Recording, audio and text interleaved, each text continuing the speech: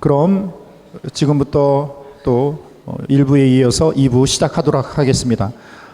대한민국 최고 닭살 커플인 우리 손엘디 배금자 카타리나 자매님 부부를 오늘도 힘차게 환영하겠습니다. 예, 우선 제가 알기로는 이제 자녀분께서 따님이 두 분이고 아드님이 한 분이라고 했거든요. 그리고 첫 딸은 외손자가 셋이라고 들었어요. 네. 그런데 이제 첫 딸을 시집 보내실 때 이제 처음으로 독립시키는 거잖아요. 그때 어떻게 하셨는지 궁금한데요. 네.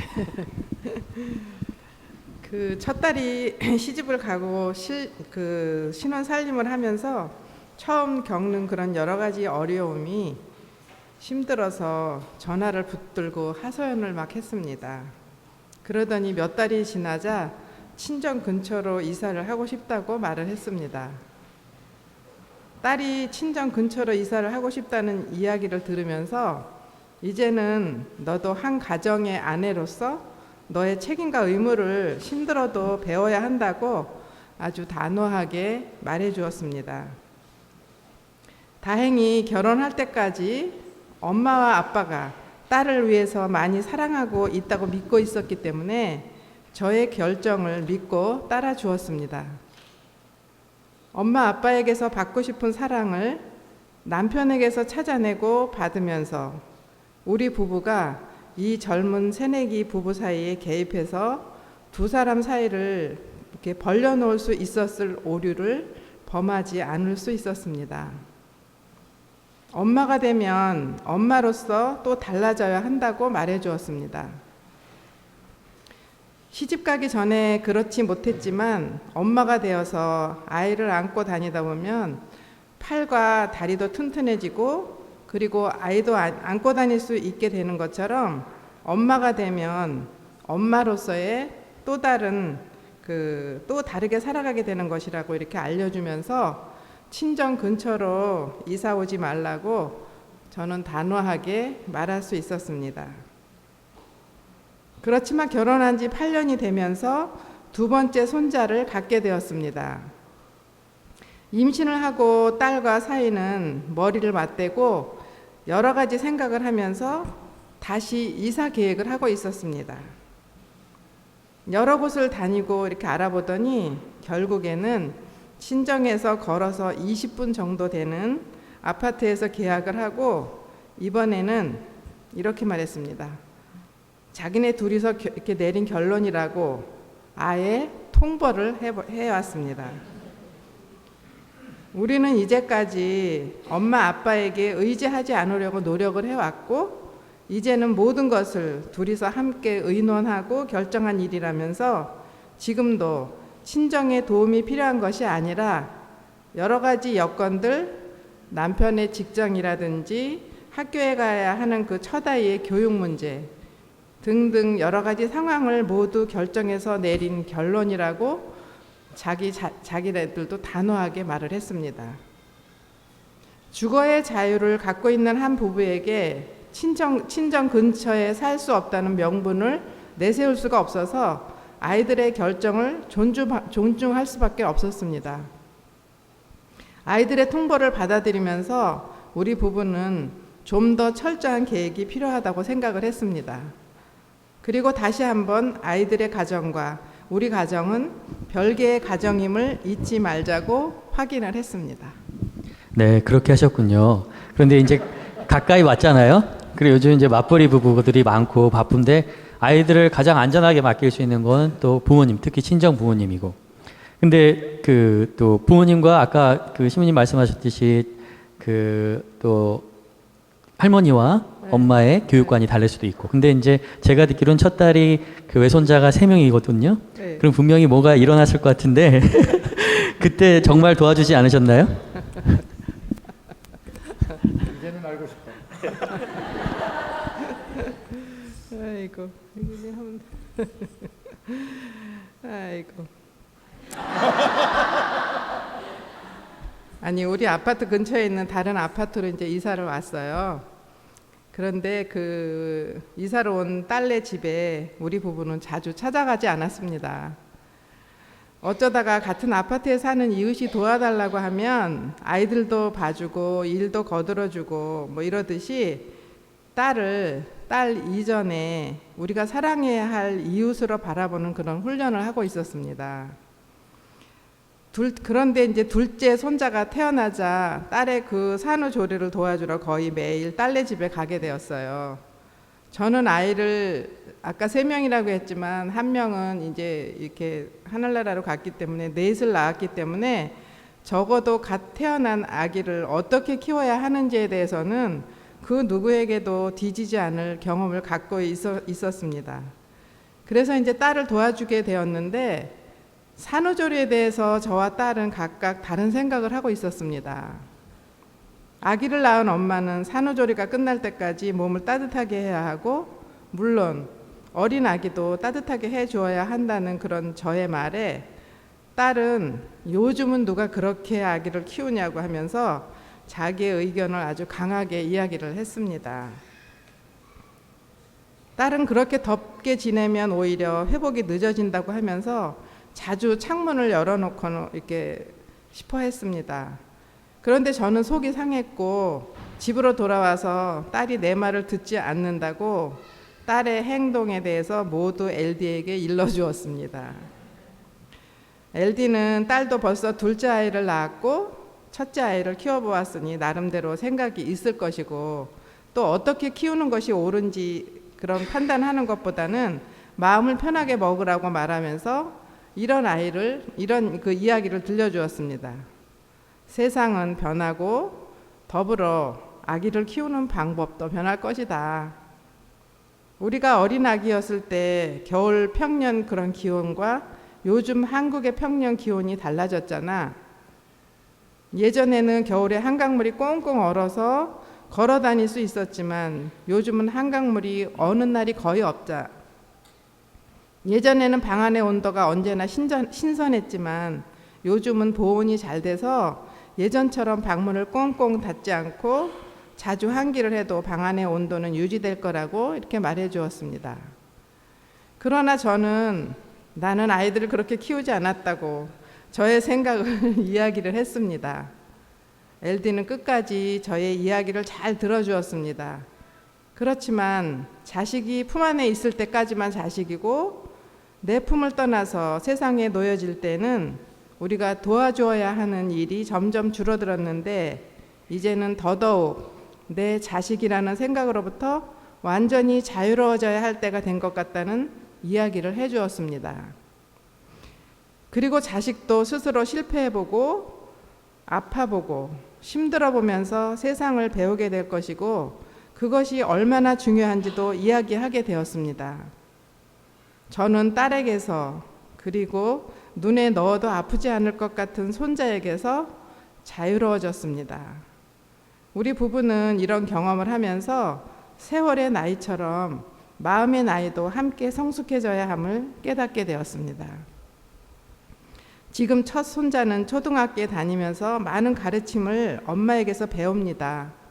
그렇지만 할아버지와 할머니에게서는 이유 불문하고 용서해주는 대접을 받습니다.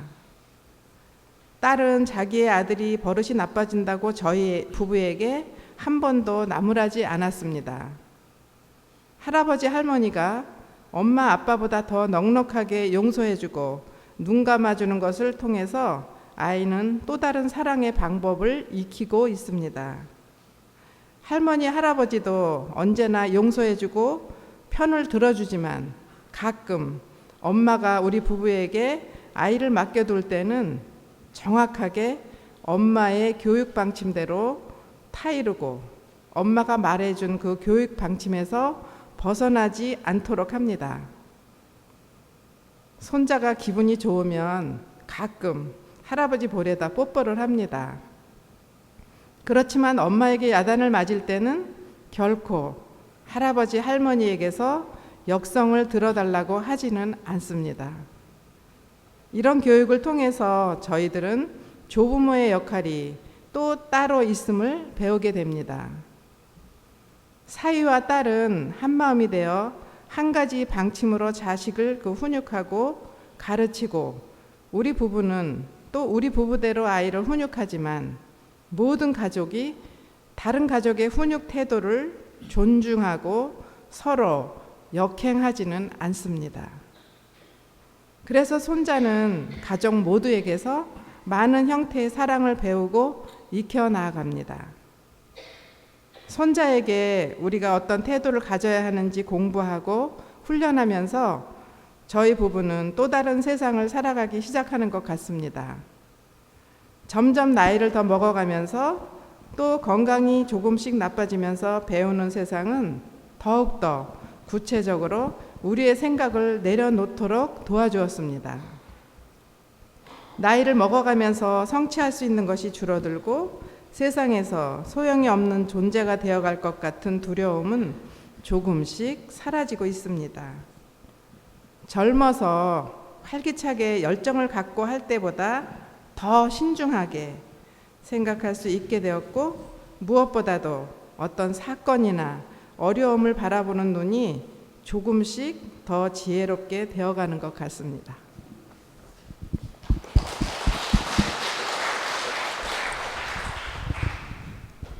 참 우리는 신앙인이기 때문에 이렇게 아름다운 영성이라고 하죠. 영성으로 승화되어서 참 성숙한 사랑이다라고 받아들일 수 있지만, 신앙을 안 가진 사람이 볼 때는 야, 할망 하루방이 피도 눈물도 없고 네 새끼 아프지 내 새끼 아프냐 이런 식으로 아주 냉정하게, 참 예수님의 사랑은 뒷면을 보면 참 냉정한 십자가인 것 같아요. 그죠? 그만큼 어찌면 정의라는 것을 이렇게 단호하게 끊고 더 큰 하느님의 사랑으로 건너가는, 그래서 참 힘든 것 같습니다. 이제 LD 형제님한테 좀 여쭤보겠는데요. 아까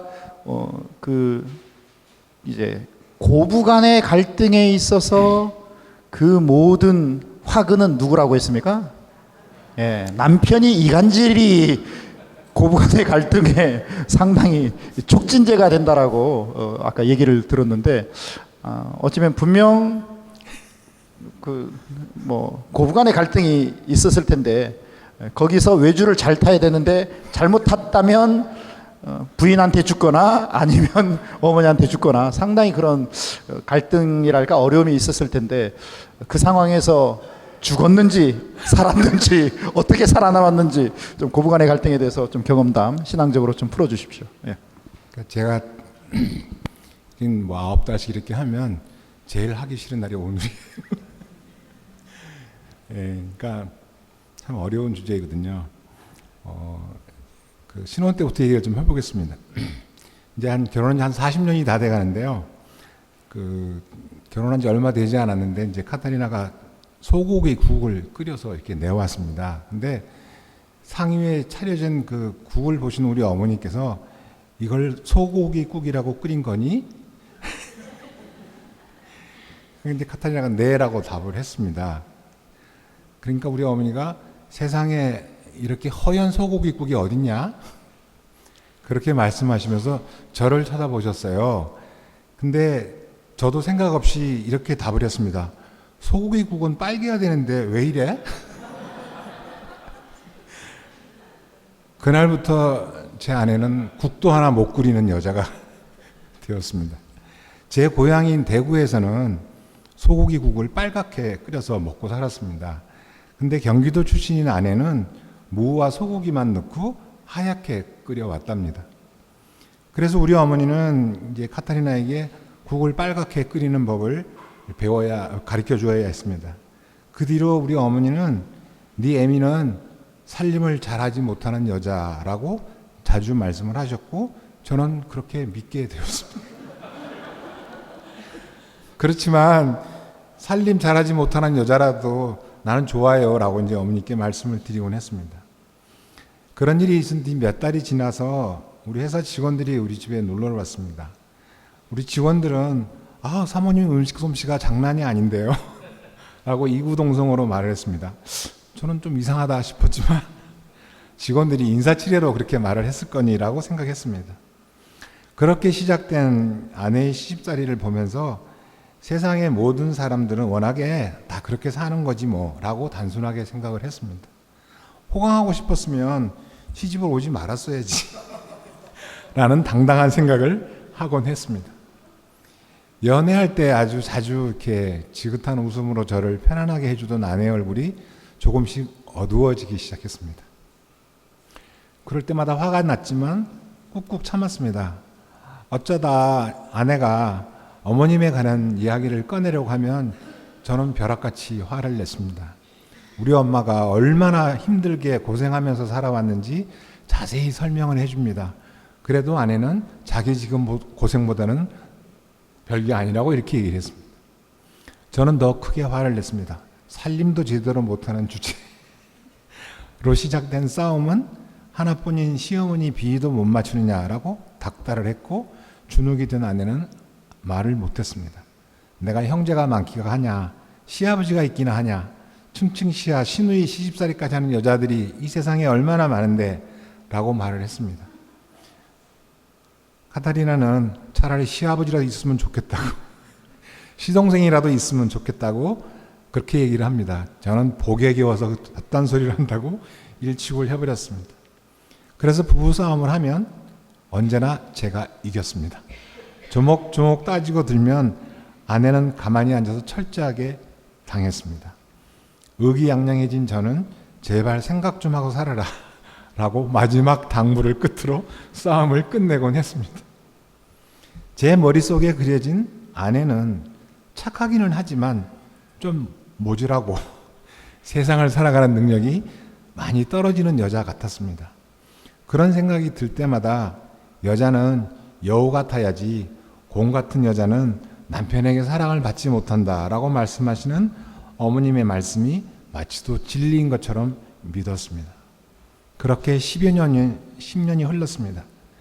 입사한 지 불과 몇 년 만에 저는 승승장구 승진의 승진을 거듭했지만 그 회사가 하루아침에 문을 닫는 바람에 저는 실직자가 되어버렸습니다.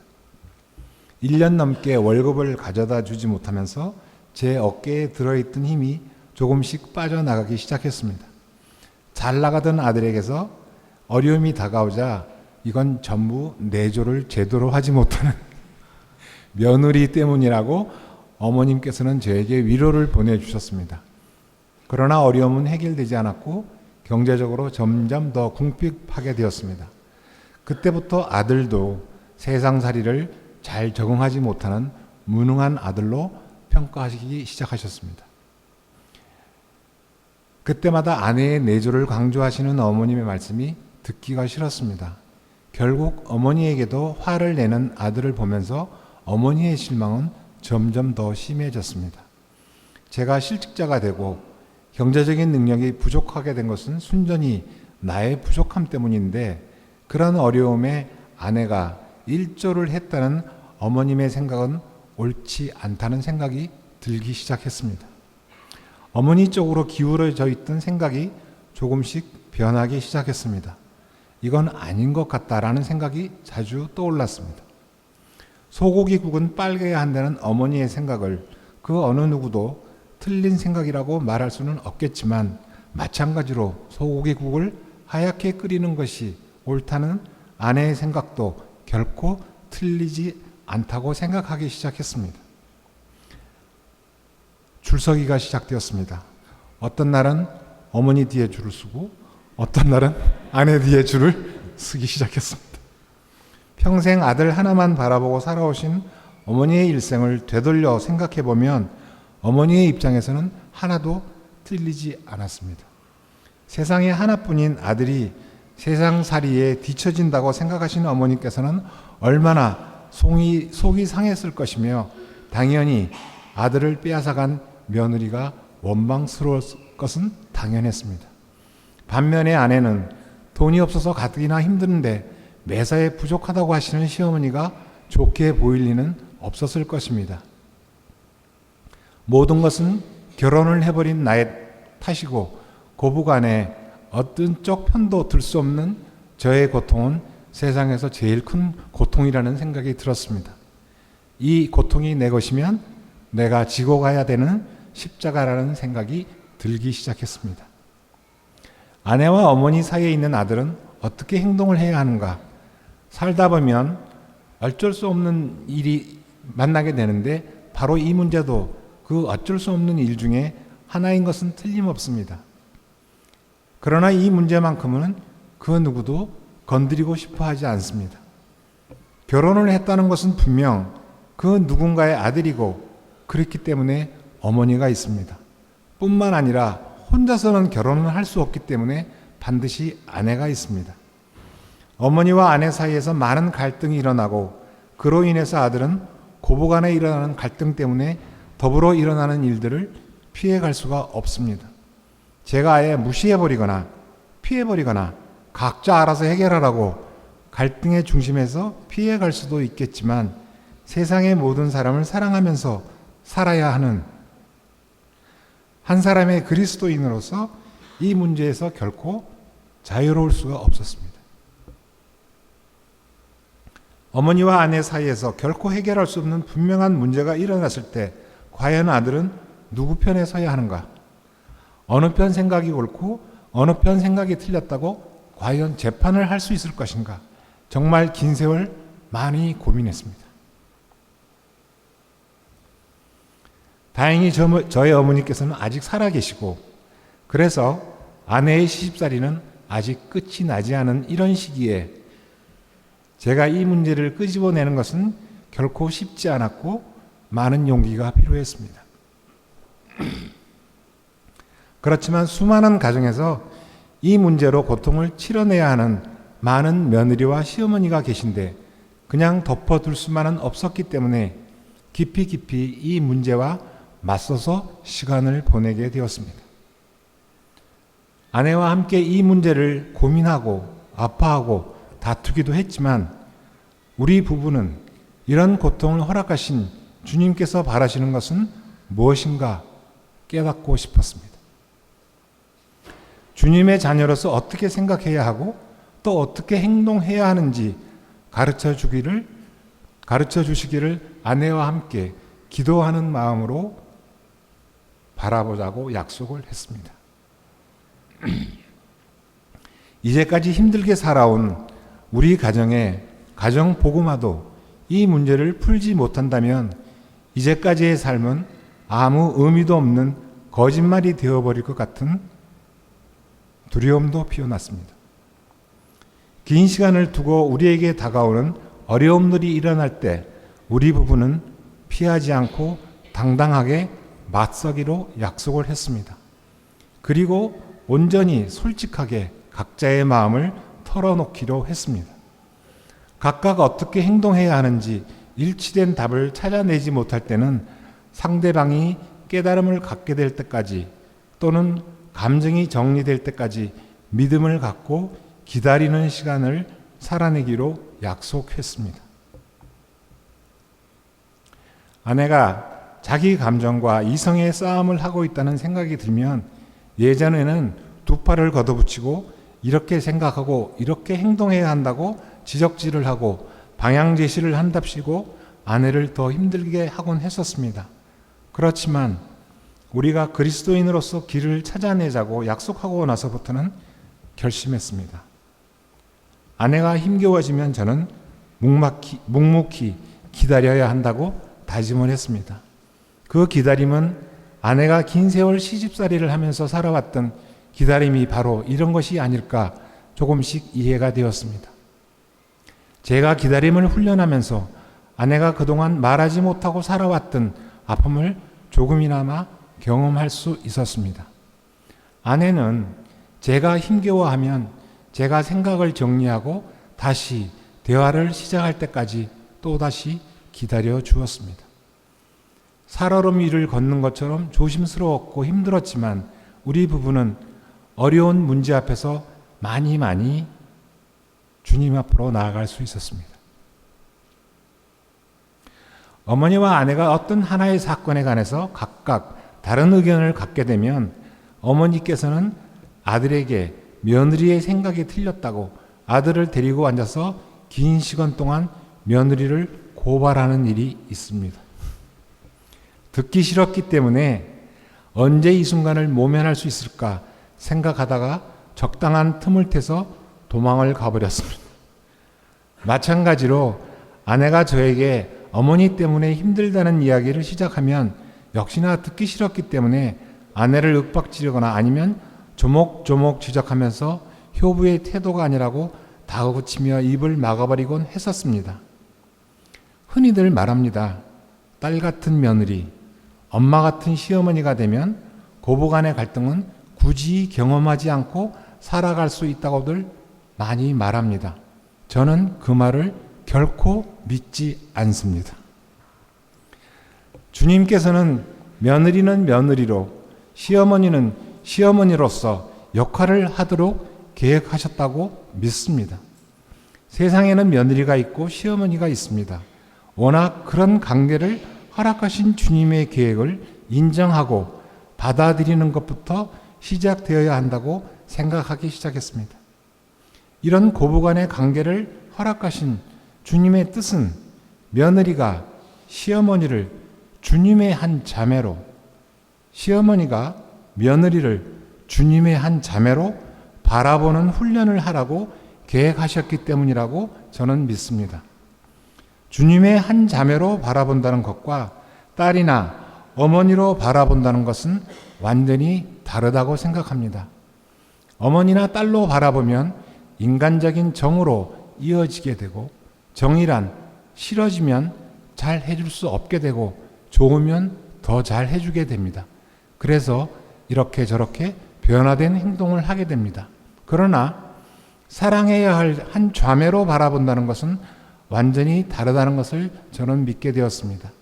아내가 시어머니를 이제부터는 시어머니가 아니라 사랑해야 할 한 자매로 보기 시작했다라고 선언하면서부터 우리에게 맡겨졌던 숙제가 술술 풀려나가기 시작했습니다. 아내가 그런 다짐으로 완전히 다른 태도를 보이는 모습을 보면서 저도 실마리를 찾아내게 되었습니다. 어느 날 성모님에 관한 아주 중요한 요점을 배우게 되었습니다. 예수님께서는 세상을 떠나 하늘나라에 가시면서 인간들 사이에 현존하시기 위해 성체라는 기막힌 방법을 찾아내셨고 언제나 예수님과 함께 할 수 있게 되었는데 성모님과는 왜 언제나 함께 할 수 있는 방법을 찾아주지 않으셨는지 물었을 때 예수님께서는 바로 내 안에서 성모님의 모습을 보기를 원했기 때문이다 라고 답해 주셨다는 긴 가르침이었습니다. 저는 그 가르침을 배우고 바로 지금 이 순간 예수님께서는 바로 내가 성모님처럼 살아가기를 바라시는구나를 깨닫게 되었습니다. 그제서 저는 아내와 제 어머니의 성모님이 되어야 되겠다고 결심하게 되었습니다. 아내가 시어머니에게서 갖게 된 어려움을 얘기할 때 저에게 시어머니를 어떻게든 설득해서 시어머니의 생각이나 행동을 변화시켜달라는 것은 아니다라는 것을 그제서야 알게 되었습니다. 아내가 힘들다고 말하는 것은 남편에게 이해받고 싶다는 것임을 그제서야 알게 되었습니다. 아내가 어머니께서 이렇게 저렇게 변화되어야 한다고 말하지만 평생 갖고 살아온 시어머니의 가치관을 결코 변화시킬 수 없다는 것은 벌써 잘 알고 있었습니다. 그러나 그 변할 수 없는 시어머니를 아내의 입장에서 받아들이고 맞추어 살기 위해서 얼마나 열심히 노력하고 있는지, 그래서 얼마나 힘이 드는지, 그래서 남편에게 이해받고 싶어 한다는 것을 그제서야 알게 되었습니다. 마찬가지였습니다. 우리 어머니께서 저에게 며느리에 대한 고발을 할 때도 마찬가지였습니다. 당신께서 살아오시면서 긴 세월 동안 갖게 된 생각에 비추어볼 때 며느리가 이해가 안 된다는 하소연이라는 생각이 들었습니다. 그렇다면 나는 어떻게 행동해야 하는가? 너무도 쉽고 분명해졌습니다. 아내와 어머니의 말을 끝까지 잘 들어주는 것, 그리고 정말 마음으로 이해가 될 때까지 상대방의 입장에 되어서 잘 들어주는 노력을 하는 것이라고 믿게 되었습니다. 그렇지만 그것만이 끝이 아니라고 생각했습니다. 아들로서 진정한 효도를 해야 한다는 생각이 다시 떠올리게 되었습니다. 어머니께서 아들에게 이해를 받았다라는 생각을 갖게 되면 비로소 우리 어머니와 나는 하나가 될 것이고, 그 신뢰를 바탕으로 어머니께서 이 세상을 떠나 옮겨가셔야 될 천국에 대해서 말씀드릴 수 있다고 생각하게 되었습니다. 여기까지가 저의 역할이고, 아내나 어머님이나 각자가 회개해야 될 부분은 훗날 예수님을 만나면 각자 정산을 하겠죠. 저의 부부의 삶의 목표는 예수님을 닮고 그렇게 살아내서 훗날 천국에 가는 것이 저희 부부의 목표입니다. 그래서 어머니도 훗날 천국에 가실 수 있도록 도와드리는 것이 진정한 효도라고 믿게 되었고, 아내도 함께 도와주기로 했습니다.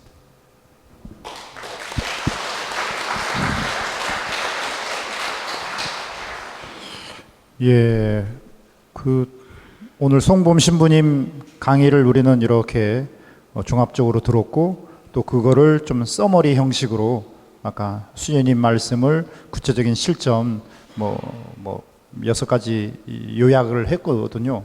근데 세상 사람들은 6가지를 이렇게 쉽게 얘기할 수 있지만, 사실은 그거는 세상 사람들하고 우리하고 똑같은 것이 아니라, 그것을 우리가 실천함에 있어서 어쩌면 어떻게 영성적으로 그 의미와 가치를 우리가 살아가야 될까를 참 고민하는 것들을 우리 LD 부부께서 이렇게 살아가시면서, 이게 신앙인의 지혜로움이로구나, 이게 신앙인이 영성 생활을 하면서 깨닫는 진리로구나, 그런 것들을 저는 옆에서 계속 그런 느낌을 많이 받아요. 그래서 이게 영성이 주는 내공과 진리와 지혜로움과 참 자유로움과 풍요로움이로구나, 이렇게 생각이 듭니다.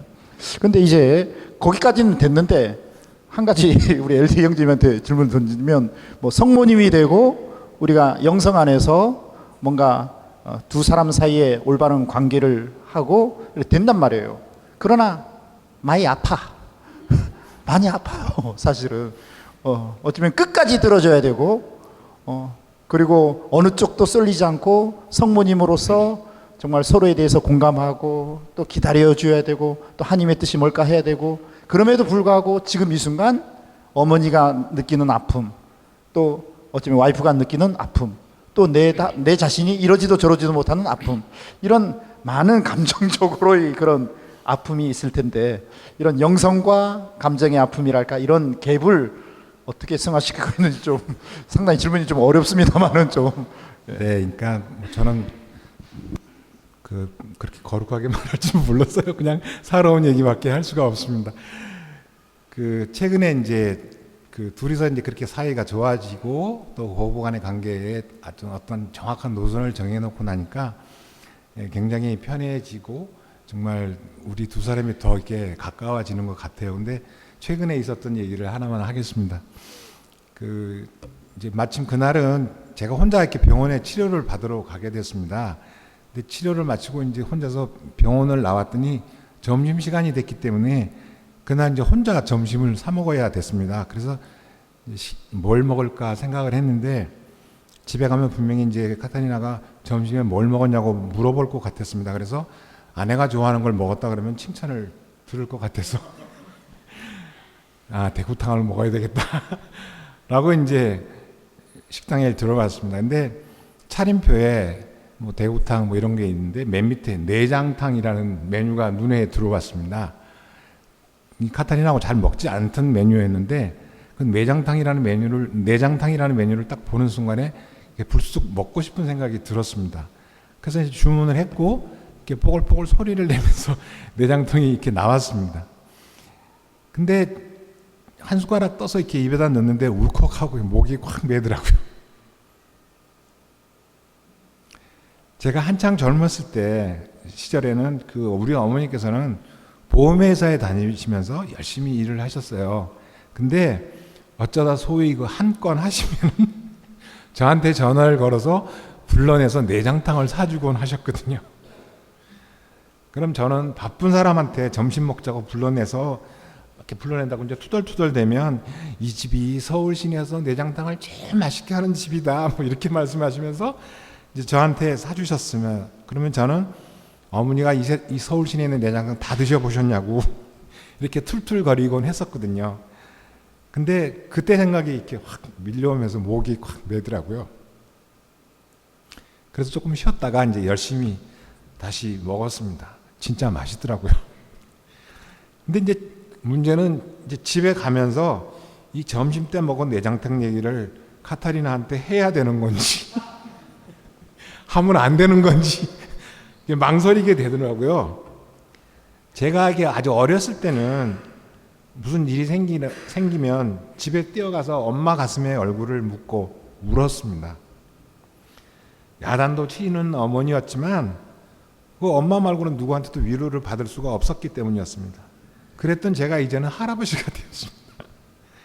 그래서인지 이제 뭔가 위로를 받고 싶으면 아내의 가슴에 얼굴을 묻어야 된다는 생각을 하게 되었습니다.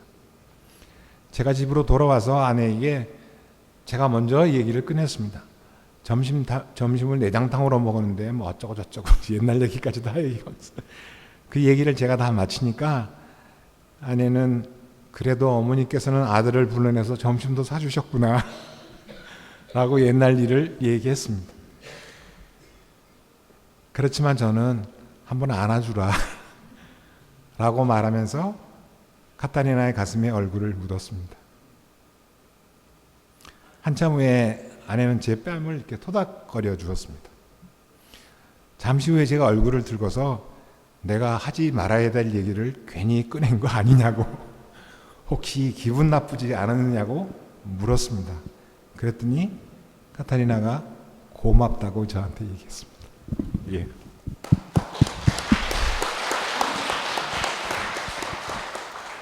예, 좀 제가 들으면서 드는 뭐 깨달음이랄까? 그거는, 어머니와 아들 사이의 그 과거의 추억, 사랑, 아픔, 뭐 후회, 효도, 불효, 뭐 이런 것들을 충분히 어쩌면 공감해주는 그 마음, 그러나 그 마음이 지금 부부 사이에서는 정말 이런 것까지도 솔직하게 나눌 수 있는 서로에 대한 어쩌면 존중과 신뢰, 이런 투명함, 이게 성화가 아닌가라는 생각이 들어요. 그만큼 부부 사이에 신앙 안에서 모든 것들을 함께 나눌 수 있는 정직함들, 신뢰들, 그런 관계의 헌신들, 저는 이런 아름다움을 좀 느낀 것 같습니다. 여러분도 그렇게 느끼셨나요? 예, 하여튼 오늘도 또 상당히 어려운 문제를 우리가 학적으로도 배우고 뭐 요약도 했고 또 신앙 안에서 이런 지혜로움이랄까 또 풍요로운 그 충만함을 느낀 것 같습니다. 함께해 주신 우리 LD 우리 카타리나 자매님께 정말 감사 박수. 예, 먼저 교회법 아까 공지사항 말씀해 주시면 좋을 것 같습니다. 예, 그 다름이 아니고요. 그 교회 혼인과 관련된 그 많은 자료들이나 궁금한 것들이 있으시면은 그 주교회의 이렇게 검색해서 주교회의 이렇게 치시면 돼요. 그러면 주교회의 사이트가 나옵니다. 그럼 거기에 문헌마당이라고 있어요. 거기서 문헌마당을 들어간 다음에 혼인 친 다음에 엔터키를 치면 교회에서 혼인과 관련된 그 모든 가르침들에 대한 그 문헌들이 쭉 나옵니다. 그래서 혼인 멘토 교육을 받고 계시니까 시간 나실 때 그런 교회 문헌들 관심 있게 이렇게 봐주시면 좋겠고요. 또 그 혼인 조당이나 이렇게 풀고 하는 이런 것들 굉장히 궁금하신데 좀 부족하시잖아요. 그래서 질문을 많이 쪽지를 해주시면은 거기에 대해서 답변해 드리는 시간이 아마 있을 것 같습니다. 이상입니다. 예, 아까 늦게 오신 분들을 위해서 마지막 공지사항 정리를 하겠습니다. 11월 6일 금요일입니다. 11월 6일 금요일, 시간은 7시, 장소는 동문성당입니다. 주교님께서 그동안 1년 동안 우리가 혼인 멘토 교육에 대한 수료 미사를 해주십니다. 그래서 미사 준비하시면 되겠고요. 그 다음에 그날 수료증도 주십니다. 그리고 그날은 우리만 참여하는 것이 아니라 여러분 가족이라든지 혹시 신자분들 같이 오셔서 또 주교님 말씀도 듣고 또 이런 우리 교구의 앞으로 가정 그리고 혼인 문제 그리고 청소년들에 대한 그런 지속적인 어쩌면 신앙 쇄신, 공동체 쇄신, 영적인 사목적인 이런 쇄신에 대한 어쩌면 또 대선언이 또 이루어질 것 같습니다. 그래서 여러분 11월 6일 원래는 10월 달까지지만 11월 6일 날 주교님께서 특별히 지금 10월 달에 여러분 아시겠지만 교황청 정기총회가 있잖아요. 지금 가정 사도직에 대해서. 그래서 아마 그 정리된 거 가지고 또 말씀도 해주실 것 같아요. 그래서 11월 6일 잊지 마시고요. 그리고 아까 2부 시작하면서 얘기했던 것처럼 여러분 본당에 활동하지 않더라도 여러분이 파악할 수 있는 청년들, 그래서 이름하고 전화번호를 이렇게 해서 각 본당 대표님들은 그 자료를 다음 달까지 가정 사도직에 오셔서 어쩌면 제출도 해주시고 그동안 1년 동안 배웠던 그런 자료도 가져가시고 또 어땠는지 피드백 여러분 얘기도 나눠주시고, 그리고 앞으로 어떻게 정말 본당에서나 지구에서 청년들 그리고 혼인할 대상자를 통해서 어떤 식으로 사목해야 될 건지에 대한 구체적인 그런 커뮤니케이션을 신부님하고 수님하고 꼭 해주십사 하는 그런 공지사항 말씀드립니다. 오늘도 정말 피곤하셨을 텐데 출석해 주시고 끝까지 경청해 주셔서 감사합니다. 예. 그러면 강복 드리고 마치도록 하겠습니다. 주님께서 여러분과 함께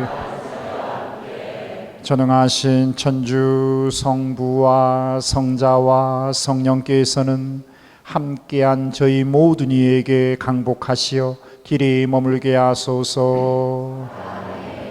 성부와 성자와 성령의 이름으로 아멘.